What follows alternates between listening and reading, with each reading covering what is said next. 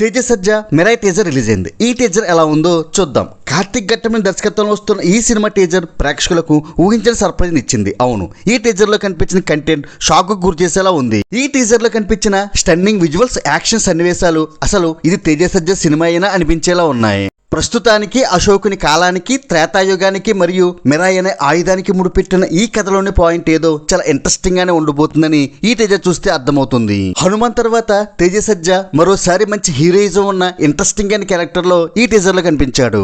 9 books, 100 questions, 1 stick, big adventure అంటూ ఏదో ఒక మిస్టరీని ఛేదించే ఒక యోధుని పాత్రలో తేజ సజ్జా అదరగొట్టాడని చెప్పొచ్చు. ఇక ఈ సినిమాలో విలన్ గా నటించిన మంచు మనోజ్ ఈ టీజర్ లో వన్ ఆఫ్ ది హైలైట్ గా నిలిచాడు. మనోజ్ విలన్ గా మంచి లుక్ తో చాలా ఎనర్జెటిక్ గా ఈ టీజర్ లో కనిపించాడు. ఇక ఈ టీజర్ లో చివరగా వచ్చిన షాట్ ఈ టీజర్ కే హైలైట్. శ్రీరాముడు నడుచుకుంటూ వస్తుండగా వానరాలన్నీ నమస్కరించే షాట్ ఈ టీజర్ కే హైలైట్ గా నిలిచింది. ఈ షాట్ చూస్తుంటే హనుమాన్ ఫార్ములానే ఈ సినిమాలో కూడా ఉపయోగించబోతున్నారని తెలుస్తుంది.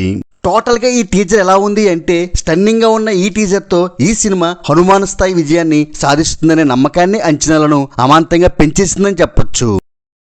Like, share and subscribe cine master.